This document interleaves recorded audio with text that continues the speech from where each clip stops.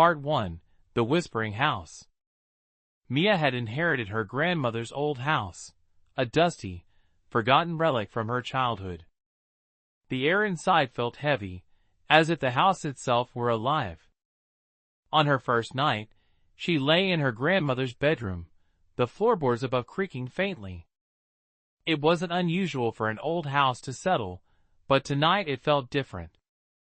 The creaking was rhythmic, step, pause, like someone walking upstairs. She tried to ignore it, but then came the whisper. Soft, barely audible, but unmistakable.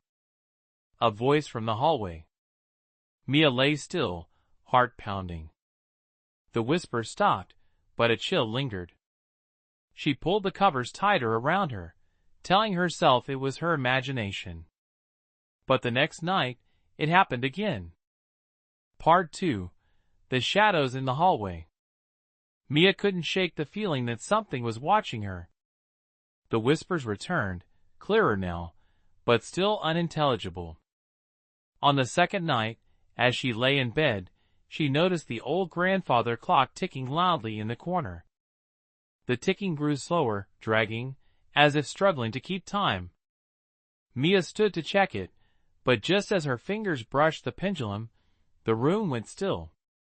The clock stopped. She froze, confused, as the temperature in the room dropped. Her breath misted in the air. Then, a shadow moved across the hallway, too fast for her to fully see. It was dark, formless, something that shouldn't have been there. Mia's instinct screamed to run, but her body refused to move. Part 3. The Mirror's Secret. The house felt even more oppressive the next day. The shadows in the corners seemed darker, the whispers louder. Mia explored the house, determined to find something that might explain the eerie feeling. She discovered an old, full-length mirror hidden in the hallway, covered by a dusty sheet.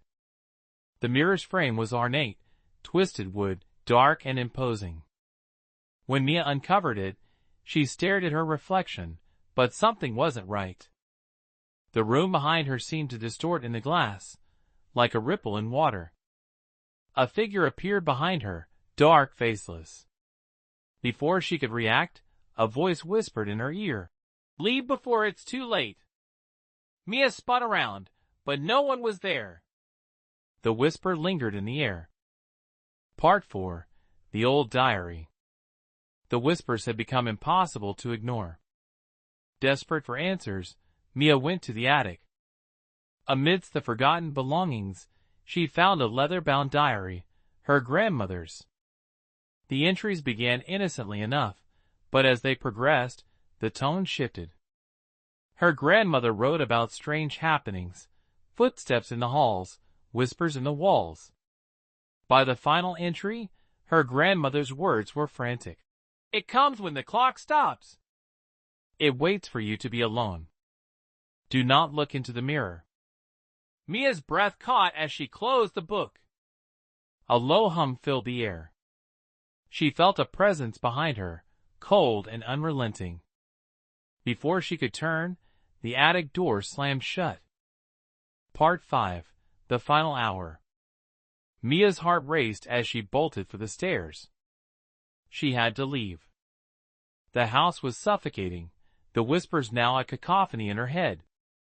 She reached the front door, but as her hand touched the handle, a shadow blocked her way. The door refused to open, as if held by an invisible force. The clock on the mantel began ticking again, the pendulum swinging wildly. The shadows in the windows moved, gathering into a figure, dark, indistinct, but unmistakably there. It stepped forward, its voice hollow and cold. "You're not leaving. You never will." The door slammed shut with a deafening crash, and Mia was swallowed by the darkness.